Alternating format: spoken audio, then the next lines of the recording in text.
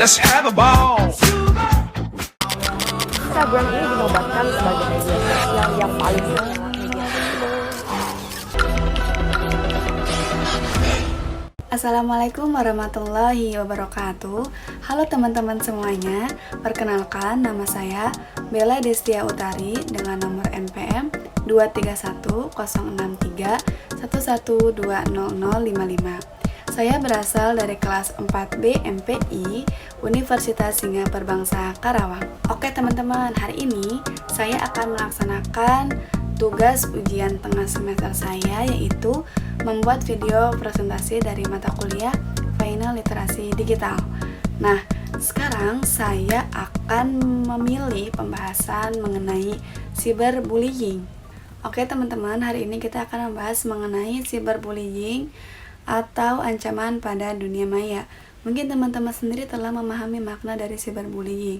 Nah, atau sering kita ketemui di sosial media mengenai cyberbullying dalam bentuk ejekan atau komentar yang negatif. Nah, cyberbullying ini akan berpengaruh besar dan berdampak besar pada psikologis kita dan berpengaruh kepada masa depan kita, teman-teman. Di era digital ini, internet dapat dijadikan dua makna, teman-teman. Yang pertama, bisa dijadikan bahan seru untuk belajar, berpengalaman, dan bersosialisasi. Tapi juga bisa jadi ladang cyberbullying apabila kita tidak menggunakannya dengan bijak. Nah, maka dari itu, pada hari ini dan kali ini, saya akan mempresentasikan mengenai cyberbullying atau ancaman pada dunia maya. Dalam pembahasan hari ini, terdapat beberapa pembahasan yang akan kita bahas, yaitu pertama adalah definisi, jenis-jenis, penyebab, dampak, dan bagaimana cara mengatasinya. Maka dari itu, mari kita bahas secara tuntas ya teman-teman.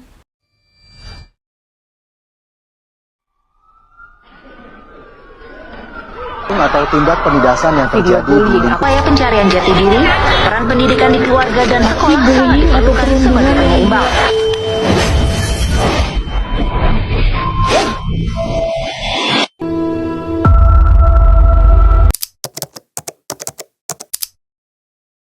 Oke teman-teman, langsung saja kita membahas mengenai cyberbullying.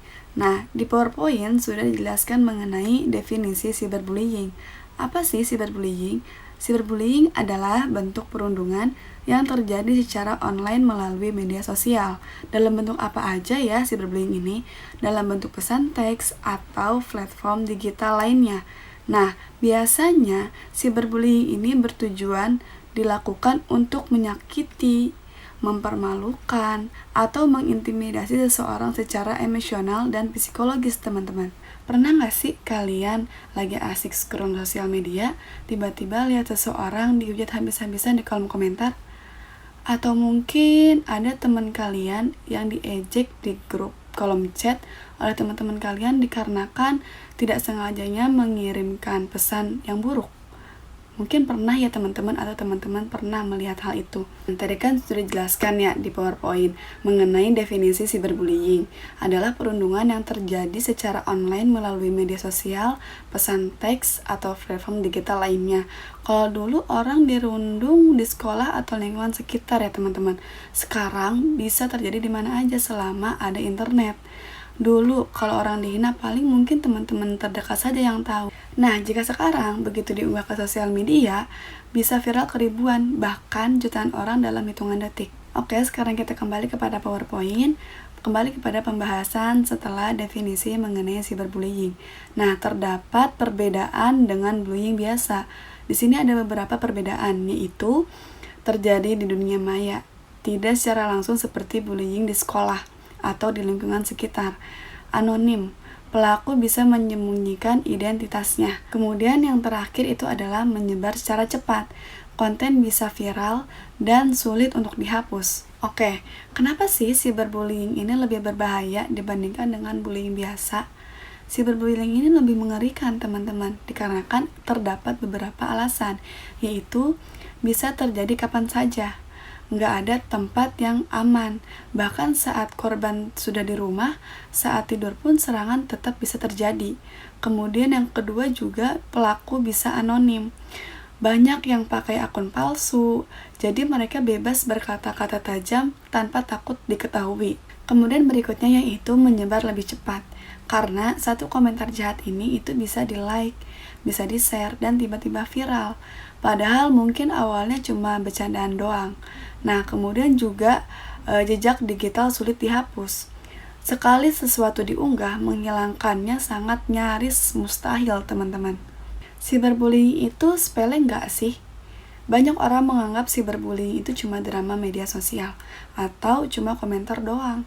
Tapi dampaknya nyata dan serius. Kayak misal contoh, paling cuma bercanda. Kan nggak dipukul, santai aja. Jangan baperan dong, cuma komen secara online kok. Faktanya, banyak korban mengalami stres berat, depresi, bahkan ada yang sampai bunuh diri loh teman-teman. Atau bisa kita analogikan bersama, misalnya ada seseorang yang setiap hari dilempar batu kecil. Sekali dua kali mungkin gak terasa, tapi kalau dilempari terus menerus, lama-lama pasti sakit bukan? Nah, cyberbullying itu sama seperti itu teman-teman. Komentar jahat yang kelihatannya sepele, kalau terus-menerus bisa menghancurkan mental serta psikologi seseorang. Jadi, cyberbullying ini bukan hanya sekedar drama online, teman-teman. Ini ancaman nyata yang harus kita sadari, bahkan harus kita hentikan secara bersama-sama. Oke, slide pertama telah dijelaskan oleh kita, dan lanjut saja kita kepada slide yang kedua, mengenai jenis-jenis cyberbullying. Di sini ada beberapa jenis-jenis cyberbullying. Salah satunya adalah, pertama itu ada flaming atau adu domba dan provokasi online. Apa sih itu flaming? Di sini dijelaskan bahwa flaming adalah komentar kasar atau penuh emosi yang sengaja dibuat untuk memprovokasi seseorang agar marah atau berdebat.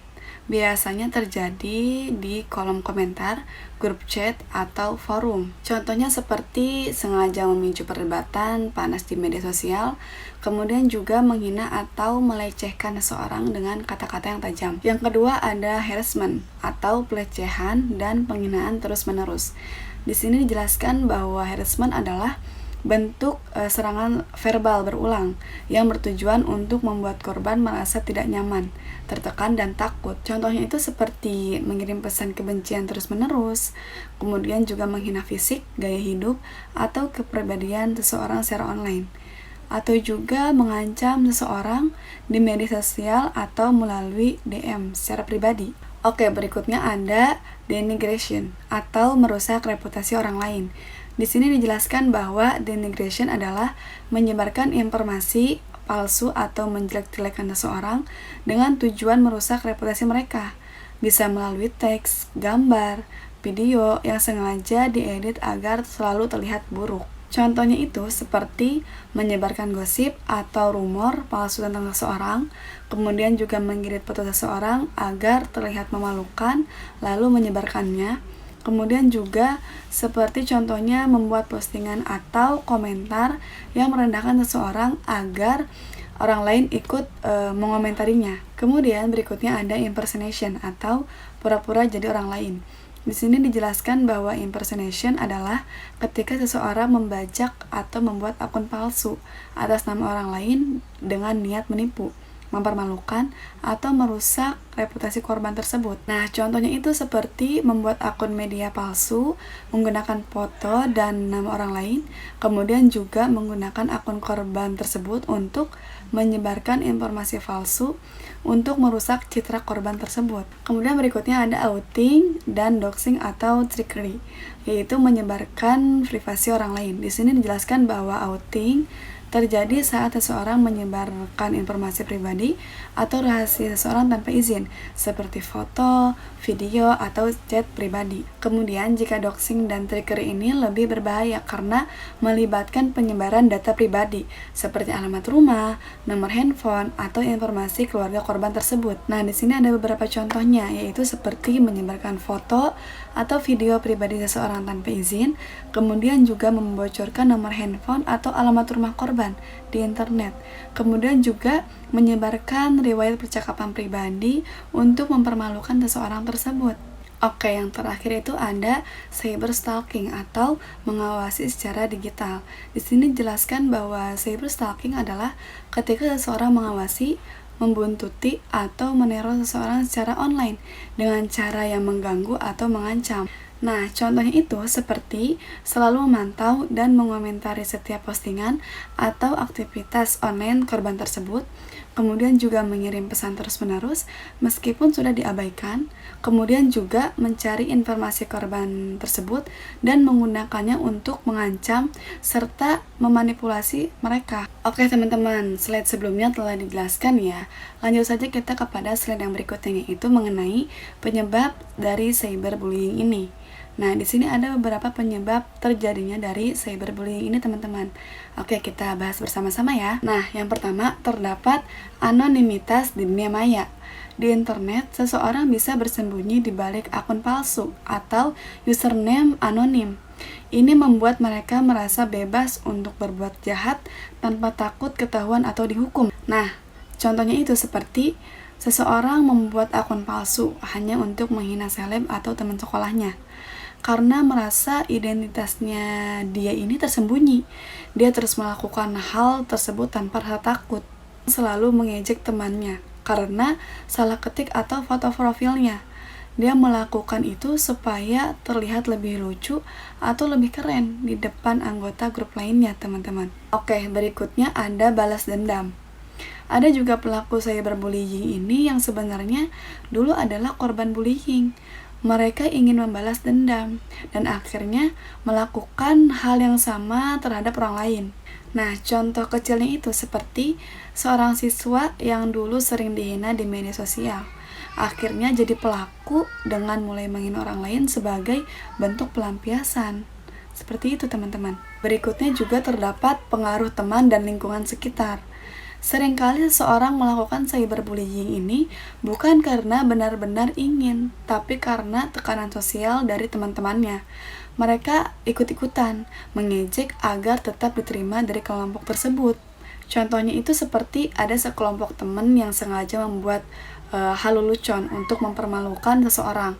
Salah satu anggota yang awalnya tidak mau ikut akhirnya terpaksa bergabung dan mengikutinya karena takut tidak dianggap teman lagi atau dianggap lemah kalau tidak mengikutinya. Yang terakhir, ini ada kurangnya rasa empati. Banyak pelaku cyberbullying yang menganggap komentar jahat itu hanya bercandaan. Mereka tidak sadar bahwa korban ini bisa benar-benar terluka secara emosional. Nah, contoh kecilnya itu seperti seseorang berkomentar, "Muka kayak gini mending gak usah selfie deh," seperti itu misalnya di postingan seseorang. Dia berpikir itu hanya lelucon atau bercandaan biasa ya teman-teman.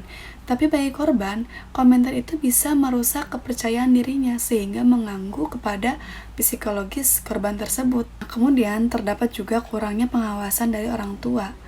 Anak-anak atau remaja yang kurang mendapatkan bimbingan dari orang tua justru seringkali tidak menyadari batasan etika dalam berinternet, teman-teman. Akibatnya mereka lebih mudah terpengaruh untuk melakukan cyberbullying ini. Contohnya itu seperti seorang remaja dibiarkan bermain media sosial tanpa diawasi. Dia mulai meniru perilaku kasar dari konten yang dia lihat dan akhirnya dia tertarik untuk melakukan cyberbullying ini kepada teman-temannya. Oke teman-teman, sekarang kita lanjut kepada slide berikutnya, yaitu mengenai dampak dari cyberbullying. Di sini ada beberapa poin dijadikannya dampak cyberbullying, yaitu yang pertama ada dampak mental dan emosional, kemudian juga ada dampak sosial, kemudian juga ada dampak di sekolah atau tempat kerja, kemudian juga ada dampak hukum. Oke, dari macam-macam dampak tersebut, mari kita bahas bersama-sama ya. Nah, yang pertama ini ada dampak mental dan emosional, teman-teman. Nah, dari dampak yang pertama, cyberbullying ini dapat menyebabkan stres, kecemasan, depresi, bahkan berpikir untuk bunuh diri. Banyak korban yang merasa sendirian, bahkan sampai kehilangan kepercayaannya diri sendiri. Setiap kata-kata kasar yang ia terima membuat luka yang tidak bisa mungkin ia lupakan, sehingga mengganggu kepada pola pikir dan mental dia tersendiri, teman-teman. Nah, contohnya itu seperti ada banyak kasus sebenarnya di mana korban cyberbullying ini mengalami gangguan mental karena terus-menerus dihina dan dikucilkan di media sosial. Salah satu kasus terkenalnya itu adalah Amanda Todd. Mungkin teman-teman sudah mengenalnya ya. Seorang remaja, ia mengalami depresi berat akibat adanya cyberbullying ini, teman-teman. Hingga pada akhirnya perempuan ini itu mengakhiri kehidupannya. Nah, yang kedua ini ada dampak sosial. Korban sering merasa malu dan akhirnya ia menarik diri dari lingkungan sosialnya.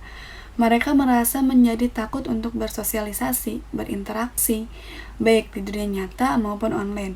Akibatnya, banyak yang kehilangan teman, bahkan hubungan dengan keluarga pun bisa terganggu. Seperti misalnya, mungkin dulu dia aktif di grup sekolah, suka ngobrol dan bermedia sosial. Nah, ketika salah satu insiden cyberbullying ini muncul, kemudian dia menjadi seorang yang pendiam, takut untuk membuka media sosial, sehingga merasa bahwa dia ini tidak memiliki siapa-siapa. Poin berikutnya yaitu dari dampak sekolah atau tempat kerja. Cyberbullying ini juga berpengaruh kepada prestasi akademik dan produktivitas kerja. Korban sulit untuk berkonsentrasi, jadi lebih sering bolos, atau bahkan lebih memilih berhenti sekolah atau kerja. Nah, karena faktanya saat ini sekarang banyak siswa korban cyberbullying mengalami penurunan nilai karena merasa kehilangan motivasi untuk belajar, teman-teman. Hal ini juga terjadi di dunia kerja, di mana korban ini merasa tidak nyaman di lingkungan kantor dan produktivitas ia pun menjadi menurun. Poin berikutnya yaitu dampak hukum. Beberapa negara termasuk Indonesia memiliki hukum yang melarang mengenai cyberbullying ini. Pelaku bisa dikenakan sanksi hukum, terutama jika sudah menyebar ujaran kebencian, pencemaran nama baik, atau ancaman. Di negara kita, Indonesia, terdapat pada Undang-Undang Informasi dan Transaksi Elektronik mengatur mengenai cyberbullying. Misalnya, pada pasal 27 ayat 3 melarang mengenai penyebaran informasi yang merugikan orang lain. Jadi, kalau ada yang melakukan mengenai cyberbullying ini, mereka secara langsung bisa melaporkannya dan dikenakan hukum. Oke teman-teman, lanjut saja ya kita kepada pembahasan berikutnya, yaitu mengenai menghindari dan mengatasi adanya cyberbullying ini. Sebelumnya, pernah nggak sih teman-teman melihat salah satu komentar buruk yang ada di publik, di sosial media? Mungkin sering sekali ya, atau mungkin teman-teman sendiri telah menjadi korban di dalam kolom grup chat atau di publik, tetapi teman-teman sendiri bingung bagaimana cara mengatasi serta menghindarinya. Oke, pada pembahasan di slide ini, mari kita membahas bersama-sama karena ada beberapa poin penting yang menjadi cara bagaimana mengatasi dan menghindarinya, teman-teman. Oke, yang pertama bagi korban. Jika kalian mengalami cyberbullying ini, maka janganlah panik, tetapi ikutilah langkah-langkah utama, yaitu pertama, jangan merespon atau membalas pelaku yang telah membuat cyberbullying ini terhadap kalian sendiri. Nah, pelaku cyberbullying ini sering kali mencari perhatian. Jika kita merespon dengan hal yang sama, maka pelaku ini akan secara cepat menyebarluaskan. Maka dari itu, alangkah baiknya kita tidak merespon dengan hal yang sama, agar pelaku ini tidak memiliki rasa semangat untuk menyebarluaskan, teman-teman. Yang kedua itu simpan bukti dalam bentuk screenshot, gambar, atau foto, atau postingan, dan juga bisa direkam layar jika memang bentuknya video, dan jika memang isi hal tersebut adalah suatu perundungan, teman-teman. Nah, hal ini akan menjadi bekal kita sebagai bukti apabila diperlukan untuk dilaporkan kepada pihak yang lebih berwenang, teman-teman. Poin berikutnya yaitu blokir dan laporkan. Gunakan fitur blok dan report yang tersedia di media sosial atau platform digital. Dengan begitu, pelaku tidak bisa menghubungi kita, teman-teman. Kemudian, bicarakan dengan orang yang kita percaya. Ceritakan hal tersebut kepada orang yang kita percaya, seperti teman dekat dan keluarga, agar menjadi dukungan terhadap kita sendiri, agar menjaga juga psikologis kita dan mental kita akan terjadinya cyberbullying ini, teman-teman. Oke, bagian kedua itu bagi masyarakat. Cyberbullying bukan hanya membahas mengenai korban dan pelaku, tetapi kita semua punya peran dan hak untuk mencegahnya. Nah, yang pertama yaitu tingkatkan kesadaran kita ketika menggunakan sosial media. Gunakan etika kita ya, teman-teman. Ingatkan teman-teman bahwa apa yang kita ucapkan di internet tetap memiliki etika dan batasan. Kemudian berikutnya yaitu dorong perilaku positif dalam berinternet. Sebarkan komentar yang membangun, jangan justru malah mengikuti komentar yang buruk. Poin berikutnya yaitu jangan ikut menyebarkan komentar negatif atau hoax. Saring dulu apa yang kita lihat, apa yang kita baca, jangan sampai kita menjadi bagian dari salah satu rantai cyberbullying ini ya teman-teman. Oke teman-teman, lanjut ya kita kepada pembahasan berikutnya, yaitu mengenai hukum dan aturan cyberbullying di Indonesia. Oke, sebelumnya mungkin teman-teman telah memahami ya jika adanya cyberbullying ini tuh dapat berurusan dengan hukum. Atau hal kecilnya seperti komentar satu kata, dua kata yang negatif pun akan berurusan dengan hukum. Nah, hal ini akan terjadi apabila seorang korban ini tidak menerima respon atau hal negatif dalam bentuk cyberbullying ini teman-teman. Nah, bagian pertama itu mengenai undang-undang yang mengatur cyberbullying. Di Indonesia, cyberbullying ini diatur dalam Undang-Undang Informasi dan Transaksi Elektronik Nomor 11 2008 yang melarang 1.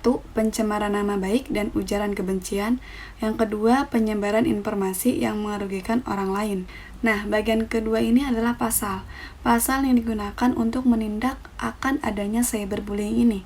Terdapat pada pasal nomor 27 ayat 3 yang berbunyi, seseorang yang dengan sengaja dan tanpa hak mendistribusikan atau mentransmisikan informasi yang berisi penghinaan atau pencemaran nama baik dapat dipidana. Hukumannya di Indonesia apabila terjadi akan dipenjara selama 6 tahun atau membayar denda sebesar 1 miliar. Nah, berikut ada beberapa contoh kasus dari cyberbullying ini teman-teman. Nah, yang pertama ini ada Amanda Todd di Kanada tahun 2012 bahwa seorang pelajar ini mengalami cyberbullying setelah adanya penyebaran foto pribadinya. Nah, ia mengalami depresi dan stres dan pada akhirnya ia melakukan bunuh diri. Nah, contoh kasus kedua itu dari Audrey Paul di AS tahun 2012. Jadi seorang remaja ini mengalami cyberbullying karena telah adanya penyebaran foto pribadi tanpa izin.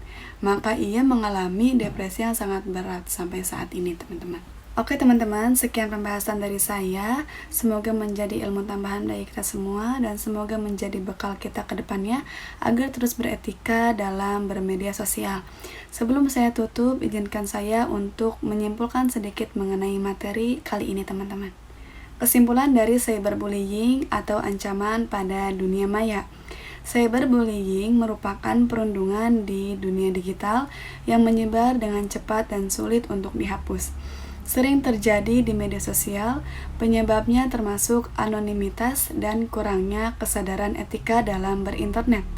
Dampaknya bisa berupa gangguan mental, sosial, akademik, hingga sanksi hukum yang sesuai dengan UU ITE. Korban disarankan menyimpan bukti, memblokir pelaku, dan mencari dukungan dari keluarga atau orang yang dipercaya. Bijak berinternet itu sangat penting demi menghindari adanya cyberbullying dan menciptakan lingkungan digital yang lebih positif.